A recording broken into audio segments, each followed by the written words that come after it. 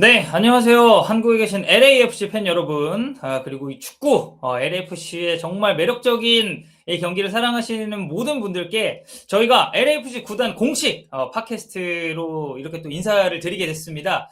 저는 쿠팡플레이 축구 해설위원 황덕윤이고요. 저의 또 든든한 동반자죠. 저희가 이제 같이 방송을 한 게 뭐 한 10년 정도 된 것 같은데, 그죠? LAFC 중계를 직접 맡고 있는 이명철 해설위원도 저희가 자리에 모셨습니다. 인사 한번 부탁드리겠습니다. 네, 안녕하세요. 지금 쿠팡플레이에서 북중미 챔피언스컵 그리고 MLS 경기, LAFC의 경기들을 쭉 중계하고 있는 이명철이라고 합니다.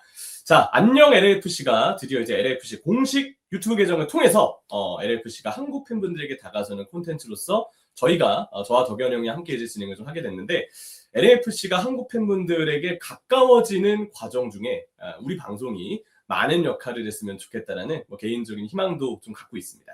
네, 아니, 멘트가 너무 딱딱한 거 아닙니까? 준비를 좀 했어요. 약간 좀 나중에 돌아봤을 때, 이 사람들이 이런 마음을 가지고 이 방송을 했구나. 이게 좀 이렇게 보일 수 있게끔 처음에는 네. 이런 얘기를 좀 힘줘서 해야죠. 네. 오케이. 좋습니다. 자, 이렇게 저희가 이제 구단 공식, LFC 구단과 이제 공식적으로 협업을 하게 되면서, 좀 많은 고민을 한 것 같아요.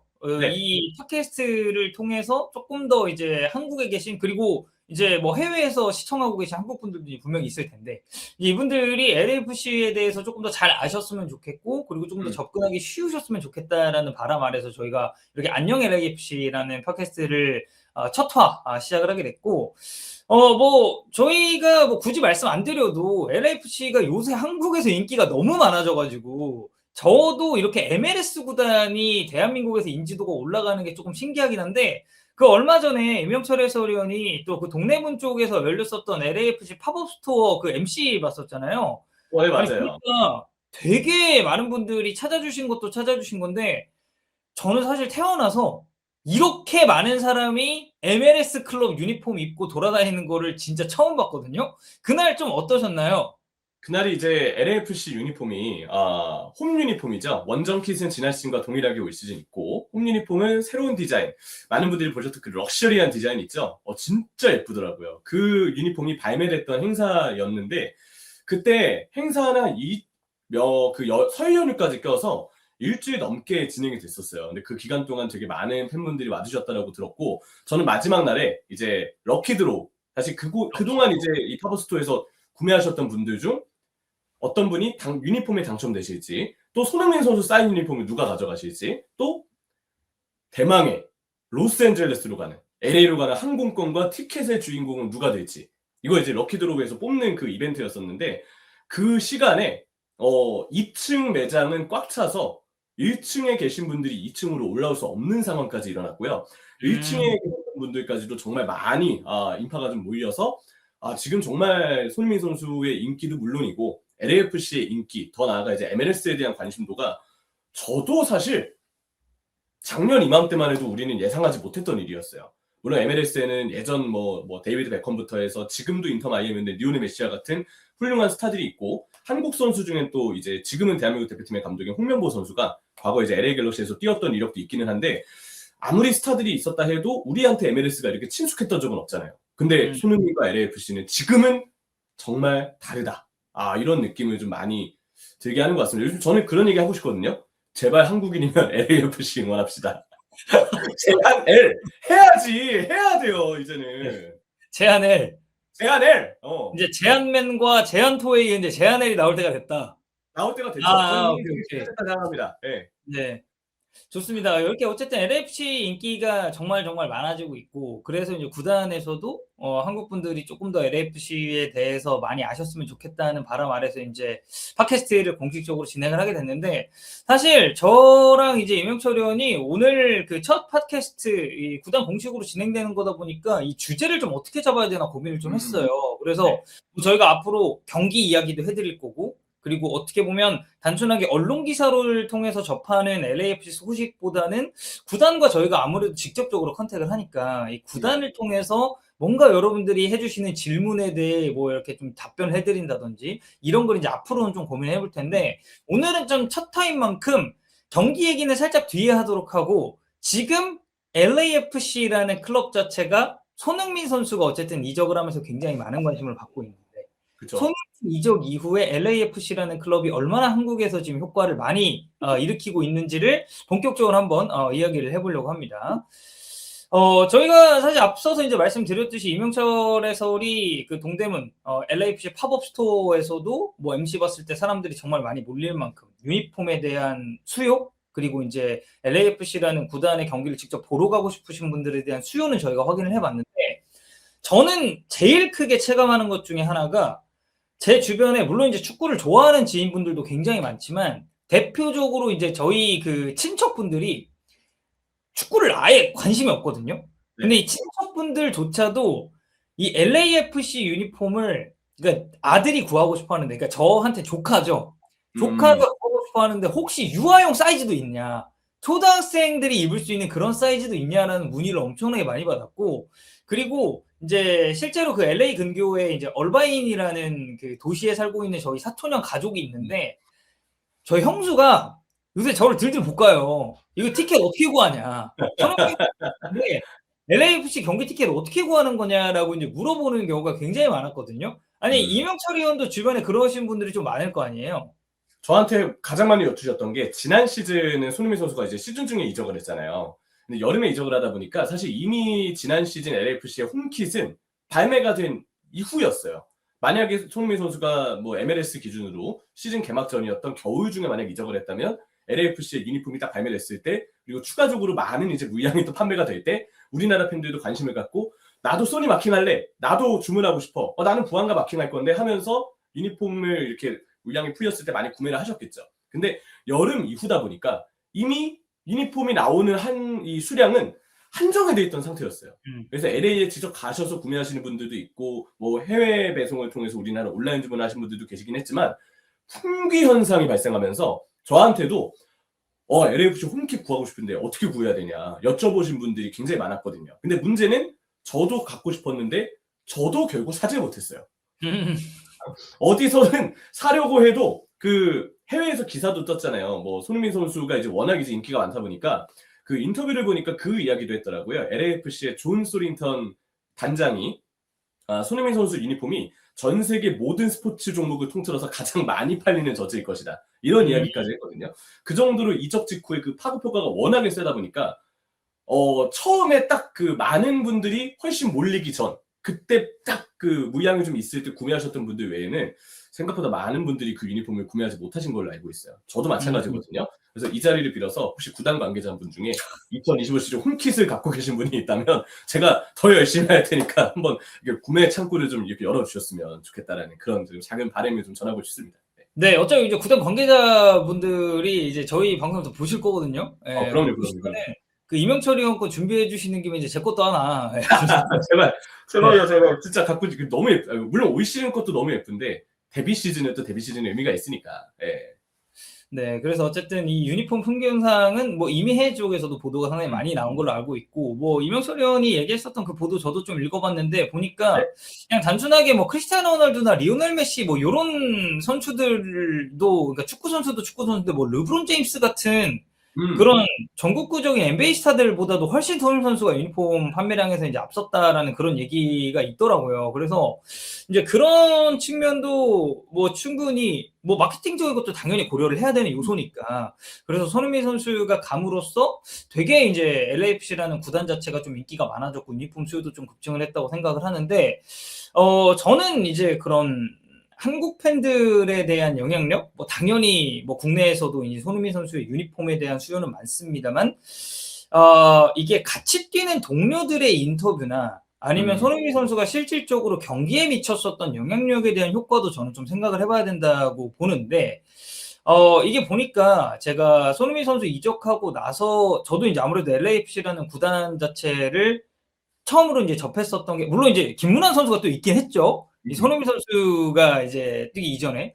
근데 이제 LAFC라는 구단에 대해서 본격적으로 좀 알아보는 게 손흥민 선수 이적 이후다 보니까 경기력적인 부분에 대한 것, 그리고 이제 동료 선수들이 이 선수를 좀 어떤 식으로 생각을 하느냐에 대한 건, 지난해 8월에 이제 그런 인터뷰 기사가 있었어요. 그 네이선 오르다스라는 선수가 또 있잖아요. 손흥민 선수 동료로. 근데 오르다스 선수 인터뷰를 보면은 손흥민 선수가 훈련 때 보여주는 그런 강도라든지, 그리고 이 선수가 보여주는 뭐 압박의 스탠스, 오프더볼 움직임 종합적으로 고려했을 때 이게 참 잉글랜드, 그러니까 프리미어리그 레벨의 접근 방식이 팀을 전체적으로 향상을 시켰고, 그리고 매일매일 본인이 훈련할 때 느끼는 것 자체가 약간 좀 마스터 클래스다라는 그런 표현을 썼거든요. 그래서 이건 단순히 국내에서 인지도가 높아지고, 그리고 LA에 지금 손흥민 선수도 벽화가 생기지 않았습니까? 그렇죠. 네. 부가적인 효과 외에도 LAFC라는 팀 자체가 손흥민 선수의 이적 이후에 정말 한 단계 좀 업그레이드가 되지 않았을까라는 생각이 저는 좀 들더라고요. 뭐 손흥민 선수에 대한 그 극찬을 했던 오르다스 선수, 올 시즌 이제 LAFC 경기를 보면 교체 출전했을 때 나오는 임팩트가 상당합니다. 뭐 워낙 이제 또 아주 유망주로 좀 불리고 있는 선수인데, LAFC에는 뭐 주드 테리라든지 아니면 이야기해 주셨던 오르다스라든지, 또 요즘에 이제 한국 팬분들 사이에서는 쏜다 듀오라고 부르고 있어요. 손흥민 선수가 패스를 주고 다비드 마르티네스가 이제 마무리를 한다는 의미에서 쏜다 듀오. 좋지 않나요? 약간 흥부가 쏜다인가요, 그러면? 지금 쓰리톱이 딱 그거긴 해요. 흥부가 쏜다. 부안과 네. 손흥민, 다비드 마르티네스니까 흥부가 쏜다로 볼 수 있긴 한데, 그 유망주들이 저는 올 시즌 들어서 특히 다비드 마르티네스의 경우는 손흥민 선수하고 합이 또 워낙 잘 맞기도 하니까 성장을 하고 있다고 많이 느끼거든요. 근데 그러면 그 성장이 어디서 나왔을까? 손흥민 선수가 같이 후연을 하고, 뭐 아마 후연을 하면서 서로 이제 패스를 주고받거나, 이 선수 플레이, 야, 흥민이 형 플레이 멋있는데? 나도 이거 해보고 싶다. 그러면서 따라가게 되는 것들도 있고, 아니면 뭐 직접적으로 조언을 듣는 것들도 있겠죠.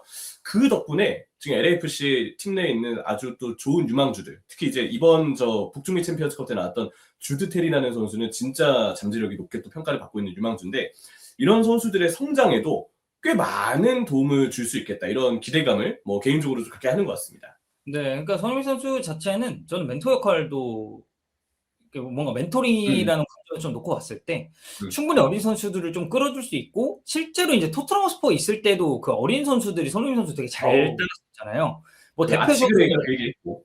네, 대표적으로는 뭐 파페사르 같은 선수가 이제 손흥민 선수를 엄청나게 좋아했었고 진짜 뭐 형제처럼 생각을 했다. 뭐 아치그레이 같은 선수도 마찬가지입니다만, 저는 그래서 이제 LAFC의 어린 선수들이 손흥민 선수로 인해서 되게 좀 긍정적인 영향을 좀 많이 받는다라는 생각을 이제 뭐 경기 볼 때마다 하는 것 같은데, 뭐 어찌됐건 간에 저희가 말씀드린 대로 한국 내에서의 LAFC의 인기, 뭐 무려 이제 동대문 쪽에 이제 팝업 스토어가 생길 만큼 MLS 구단이 사실 이 대한민국에서 팝업 스토어 여는 거, 이거 손흥민 효과 아니면은 일단 설명하기 저는 힘들다고 보고.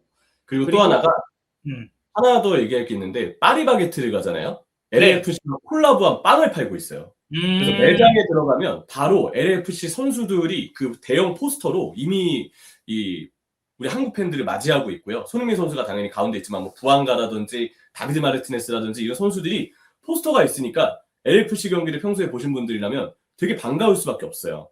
그리고 저도 이제 뉴스를 찾아봤는데 한국 기업들과의, 아니면 한국 스폰서들과의 교류가 점점 많아지고 있어서 마이리얼 TV라든지 뭐 와이어 바레이라든지 또 서울관광재단, 그래서 이제 LA 서울관 관광 교류도 이제 앞으로 좀 많아질 것이다라는 얘기들도 보도로 좀 많이 나왔거든요. 근데 우리가 가장 이제 밀접하게 접할 수 있는 건, 사실 저도 그렇지만 정말 주위에 빵 좋아하시는 분들 얼마나 많습니까? 저도 빵 진짜 좋아하거든요. 그래서 가끔 이제 밥을 먹고 딱 간식 타임일 때, 간식으로 물론 이제 빵은 사실 굉장히 칼로리가 높은 음식이긴 하지만 그래도 안 먹을 건가요? 저는 항상 빵 많이 먹거든요. 거기 파리바게트에서 커피 같은 것도 잘 파니까, 그래서 딱 갔는데 LAFC와 콜라보한 빵까지 있으니까 호기심 한번 먹어봤어요. 근데 맛있더라고요. 그래서 우리 생활에도 이미 이렇게 LAFC가 좀 이렇게 밀접하게 관련이 좀 되기 시작했다. 이제 시작인데 앞으로 또 얼마나 이런 또 콜라보의 사례들이 늘어날까에 대해서 또 되게 좀 기대를 많이 갖게 합니다. 네. 뭐 사실 파리바게트가 예전에 파리 생제르맹이랑 그런 콜라보도 있긴 했었는데, 거기는 이제 파리라는 공통점이라도 있지, 사실 LAFC랑 콜라보 자체는 그냥 순수하게 우리가 손흥민 이펙트라고 좀 생각을 해야 될 것 같거든요. 그건 맞죠. 네. 그래서 어쨌든 이렇게 손흥민 선수의 효과는 뭐 경기 내적인 부분, 외적인 부분 가리지 않고 LAFC를 참 대한민국에 많이 알리고 있다라고 정리를 해보면 될 것 같습니다. 자, 손흥민 효과에 대해서는 저희가 이제 이렇게 좀 얘기를 나눠봤고, 이제 다음으로 좀 우리가 경기 얘기도 아무래도 좀 해야 될 것 같은데, 인터 마이애미와의 정말 어떤 의미에서는 참 역사적인 개막전, 이 리오넬 메시와의 맞대결로 굉장히 많은 주목을 받았었던 경기는 3대 0으로 LAFC가 승리를 거뒀고, 그다음 이제 휴스턴 디나모와의 경기에서도 LAFC가 2대 0으로 승리를 거두게 됐습니다. 이 경기도 사실 손흥민 선수가 조력자 역할을 참 저는 수행을 잘 했다고 보고, 실질적으로 어시스트로 기록을 했는데 확실히 이게 토트넘 말미에 보면 득점도 득점이지만 뭐 국가대표도 마찬가지죠. 풀어주는 능력에 있어서 저는 엄청나게 좋아졌고 실제로 그게 MLS 무대에 가서도 잘 나올 수밖에 없다고 보는데 기본적으로 손흥민 선수가 볼을 소유할 때 이 상대 수비는 저는 최소 2명 이상은 무조건적으로 고정이 된다고 보거든요. 그러다 보니까 이제 이로 인해 발생한 공간을 LAFC의 동료들이 정말 잘 이용을 하면서 물론 뭐 델가도 선수의 뭐 이른 선제골이라든지 여러모로 좋은 점이 이제 많았습니다만 결국 이제 상대가 또 어떻게 보면 경기적으로 봤을 때 11명의 선수를 온전하게 유지할 수는 또 없었던 그런 경기이다 보니까 여러모로 LAFC가 경기력적으로도 내용적으로도 그리고 결과도 좀 잘 챙긴 경기였다라고 생각을 하는데 이명철 해설위원은 좀 이 경기 어떻게 봤나요? 이 11대 9까지 갔잖아요. 네. 네. 한 경기에서 2명의 퇴장이 나오는 건 축구에서 사실 뭐 흔치 않은 일이고 그리고 그 2명의 퇴장이 모두 한 명을 막다가 나오는 것도 그건 더 흔치 않습니다.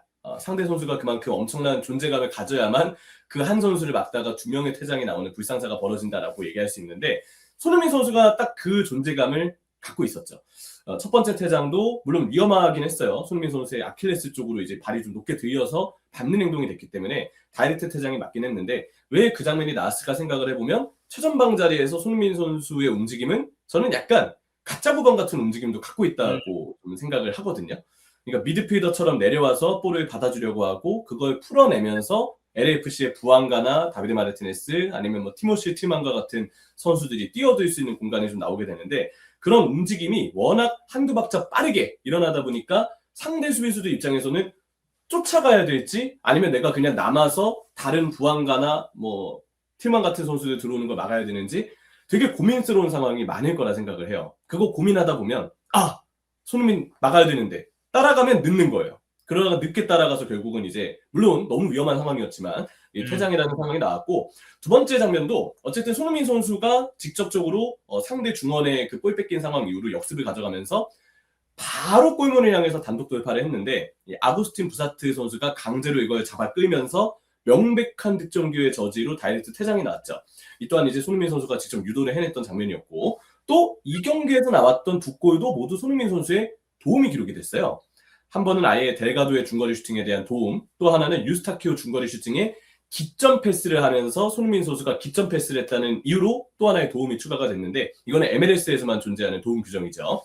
그 덕분에 모든 방면에 손흥민 선수가 다 관여가 됐다. 뭐 필드골이 터지지 않은 건 아직 아쉬움은 있지만 이건 다음에 우리가 좀 보다 보면 충분히 터질 것 같으니 여전히 팀에서 손흥민 선수가 승리에 많은 기여를 하고 있다라고 우리가 이해하면 될 것 같습니다. 사실 뭐 필드골은 이미 지난 시즌에 저희가 굉장히 또 많이 봤고, 그렇죠. 네, 뭐 여러모로 이제 지난 시즌 이어서 이제 올 시즌 언제 좀 그런 마수거리포가 좀 터지느냐, 저는 이제 시간 문제라고 봐요. 저는 이제 시간 문제라고 보는데 그만큼 이제 영향력도 상당히 좋았고 저희가 손흥민 효과에 대해서 이제 앞선 주제로 다루고 이제 휴스턴전을 리뷰를 하고 있는데 휴스턴전에서도 손흥민 효과가 그대로 이제 이어진 부분이 좀 많아서 네, 손흥민 선수의 활약상에 대해서도 한번 짚어봤고 그리고 뭐 앞서서 이명철 해설위원이 짚었지만 MLS가 그 도움 규정에 있어서 뭐 어떤 의미에서는 좀 후하잖아요. 그런 기점 역할을 하는 선수도 어쨌든 도움으로 이게 판명이 되니까 저는 이제 그 점이 오히려 손흥민이라는 선수의 가치를 조금 더 올릴 수 있는 수치로 좀 치환이 될 거라고 봐요. 개인적인 생각은 MLS의 집계 방식이 좀 마음에 드는 게 사실 도움이라는 게 어쨌든 골이 나오는 상황에 대해서 기여한 선수는 인정받을 수 있는 기록이라고 좀 생각을 하거든요. 근데 저도 이제 축구를 보다 보면 그 기점 패스를 한 선수, 어떻게 보면은 마지막 패스를 준 선수 못지않게 기점 패스를 한 선수도 그 판이 이제 깔리게끔 유도를 한 거니까 되게 중요한 역할을 한 거라고 생각을 하거든요. 그래서 어떻게 보면은 이 선수의 득점 관여율을 보기에는 지금 MLS의 도움 집계 방식이 좀 더 도움이 되는 이로운 면이 있지 않나라는 생각도 들긴 합니다. 그래서 손흥민 선수가 이 경기에서의 골 장면들에 모두 관여가 됐다는 걸 우리가 좀 확인할 수 있었고 그리고 저는 이제 도스 산토스 감독이 지휘하면서 MLS 이제 두 번째 경기를 치른 거잖아요. 네. 첫 번째 경기였던 인터 마이애미전도 그랬지만 팀 자체가 꽤 단단하다라는 느낌이 개인적으로는 좀 많이 들더라고요. 그러니까 원래 체른블루 감독의 한 골 넣고 조금 신중하게 운영하는 그런 운영법을 따라가는 게 아니라 하더라도 압박을 할 때는 상대에 대한 정말 맹렬한 1대1 압박. 그래서 상대를 막 맨투맨으로 괴롭히는 그런 압박에 들어간다고 한다면 또 그 압박이 풀렸을 때 빠르게 4-4-1-1 대용으로 돌아와서 중앙을 틀어막는 그 수비 조직력이 되게 단단하다라는 생각이 많이 들었습니다. 지금 현지 매체에서도 MLS 우승 후보 중에 LAFC가 당연히 있다, 뭐 배당률도 꽤 높다 이런 얘기들을 많이 하는데 개인적으로는 왜 그런지를 증명해주는 1, 2라운드의 내용과 결과가 아니었나라는 생각이 들더라고요. 저는 사실 이제 그 부분에 있어서 팀의 밸런스를 상당히 잘 잡아주고 있는 선수는 이제 우리가 뭐 손흥민 선수의 역할에 대해서도 많이 이야기를 했지만 사실 저의 이제 개인적인 그 사담을 살짝 얘기하자면 저는 유스타키오 선수 역할이 엄청 좋다고 생각을 하거든요. 그러니까 이 선수 자체가 일단 볼을 잘 차는 것도 잘 차는 건데 그러니까 언제 뛰어야 하고 언제 압박을 해야 하고 그리고 어느 시점에 어느 포지셔닝을 잡고 있어야 되는지에 대한 이해도가 저는 굉장히 높다라고 보고 어쨌든 유럽에서의 경험도 충분히 있는 선수니까. 그리고 이 볼 소유할 때도 보면 정말로 이게 상대 턴오버 유도하는 그런 압박이라든지 이 기본적인 패싱력 자체가 기반이 되고 이 선수가 볼을 잘 차다 보니까 이게 중원 밸런스 잡고 이거에 넘어서 4-3-3과 4-2-3-1로 전환하는 데 있어서의 가교 역할도 엄청 잘한다고 생각을 하거든요.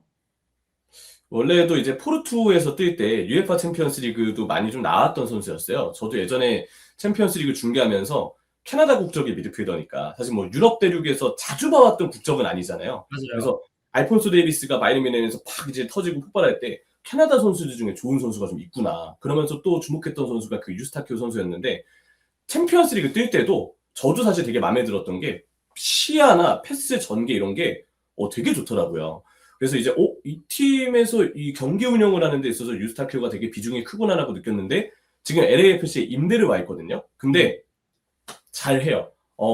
LAFC 온다라는 얘기를 들었을 때도 안 그래도 중원 보강이 좀 필요했던 LAFC 입장에서는 되게 필요한 유형이지 않을까라는 생각을 했는데 패스하는 거나 뒤에서 위치 선정 잡아가지고 다른 동료들 전진 도와주는 거나 아니면 순간적으로 수비를 해야 될 때 수비 커트하거나 이런 것들을 보면 기본기가 참 출중한 선수다. 그리고 그런 유스타키오가 후방을 든든히 맞춰주니까 다른 동료들이 얼마나 편안하게 경기에 좀 참여할 수 있는지가 전 제대로 보이고 있다라는 생각을 좀 많이 합니다. 네. 이렇게 뭐 저희가 잠깐 유스타키오 선수 이제 개인에 대해서도 좀 이야기를 하긴 했습니다만 휴스턴전은 LAFC가 굉장히 무난한 승리를 이제 거뒀다라고 봐야 될 것 같고 이제 다가올 경기가 있습니다. 이제 이 경기를 저희가 이명철 해설위원의 목소리로 만나볼 수 있나요? 네, 맞습니다. 쿠팡플레이에서 이제 중계할 예정이고, 저희는 1시간 전에 프리뷰도 같이 하니까, 일요일에서 오전, 오후로 넘어가는 딱 시간대잖아요. 그래서 네. 프리뷰쇼부터 이렇게 쭉 보시면서, 야, 손흥민 잘한다. 아, 이게 쏜다듀오구나. 아, 안녕 LAFC에서 얘기한 장면이 이거구나. 이렇게 좀 같이 즐겨주시고, 그 후에 댈러스와의 경기도 많이 재중계를 통해서 받으시면 너무 감사할 것 같습니다. 네, 그래서 이제 저희가 FC 댈러스와의 경기에 대해서도 간략하게 좀 이야기를 해보려고 하는데 이제 BMO 스타디움으로 돌아옵니다. 네. 사실 인터 마이애미와의 개막전은 저는 이제 진정한 홈은 아니었다라는 이제 그런 느낌이었고 댈러스와의 경기에서 과연 이제 좀 어떤 식으로 이걸 좀 풀어갈지도 이제 상당히 좀 기대가 많이 되는데 결국에는 이 사이드 지역에서 부안가 선수와 뭐 요한손 선수의 이제 경합이라든지 이제 제가 조금 고민이 되는 건 이제 페타르무사 선수를 이제 어떻게 막을 것이냐. 이 선수 자체가 이제 워낙에 최근 폼이 좀 좋다 보니까 그 부분에 있어서의 활약도도 상당히 좀 기대할 수 있는 댈러스와의 경기가 되지 않을까 싶습니다. 어쨌든 예. 말씀드린 것처럼 이명철 해설위원이 이제 또 쿠팡플레이에서 이제 중계를 하게 되니까 뭐 이거 저희 프리뷰쇼부터 쭉 준비를 하고 있으니 이거는 많은 시청을 좀 해주셨으면 좋겠어요. 그렇죠. 무사가 플레이 보니까 무섭긴 무서워요, 확실히. 그 첫 경기에부터 벌써부터 멀티골을 넣어서 신체 조건이 상당히 좀 뛰어난 선수거든요. 우리 이제 LAFC에서는 은코시 타파리나 은코시 타파리는 이제 그 헤어스타일에 우리 서포터즈의 이름 3252가 새겨져 있는 선수입니다. 경기 보다 보면 이 선수가 그 선수구나 하고 제대로 딱 느낌이 오실 거예요. 그리고 이제 이전에 와포드에서도 뛰었었던 스코틀랜드 또 대표팀의 센터백이기도 한 포르테우스. 이 두 선수의 높이나 힘이 굉장히 좀 중요하지 않을까라는 생각이 좀 들고 어쨌든 페타르무사를 막는 게 이 댈러스를 상대할 때는 LAFC 수비에게 가장 중요하다. 그래서 개개인의 높이와 힘, 대인 수비가 상당히 좀 중요할 것 같고요. 이 팀이 저도 댈러스 초반 경기들을 좀 보니까 올 시즌은 백포가 아니고 백스리를 기반해서 경기를 좀 하고 있는데 윙백들이 올라가면서 발생되는 측면 뒷공간이 좀 많이 열리더라고요. 그 공간은 어쩌면 우리 LAFC 공격진들한테 역습을 하기 좋은 먹잇감이 될 수도 있지 않을까. 그런 기대감이 좀 생겨서 손흥민 선수가 지금 이 레알 에스파냐전 때 페널티킥 골 이외에는 지금 도움은 많이 기록했지만 아직 골은 없는 상태거든요. 특히 필드골이 없습니다. 그 페널티킥 골이 지금 유일한 골이니까 이 경기에서 한번 첫 번째 필드골 소식을 우리가 기대해봐도 괜찮지 않을까라는 생각이 좀 들고요. 우리나라 시간으로는 킥오프 시간이 너무 좋아요. 오후 12시 반이기 때문에 아침 시간 이렇게 딱 주말이니까 일요일이니까 정말 느긋하게 푹 주무시고 조금 늦게 일어나셔서 프리뷰쇼부터 즐기시다가 6시 반부터 점심 드시면서 경기 보시면 아주 즐겁게 이 경기 즐기실 수 있을 거라 생각합니다. 네. 자, 저희가 오늘 이렇게 총 3가지 주제 가지고, 안녕 LAFC 첫 화를 이제 진행을 해봤고요. 이제 앞으로 갈수록 저희가 이제 다룰 만한 주제의 범위는 늘어날 겁니다. 그래서 뭐 여러분들이 혹시 궁금한 사항이 있으시면은 뭐 또 요청을 해주시면 저희가 최대한도 알려드릴 수 있는 범위 안에서 여러분들께 또 소개를 드리도록 할 테니까 저와 또 이명철 해설이 진행하는 안녕 LAFC 앞으로도 많은 시청 부탁드리겠고요. 오늘 첫 화는 여러분들 여기서 마무리하도록 하겠습니다. 안녕!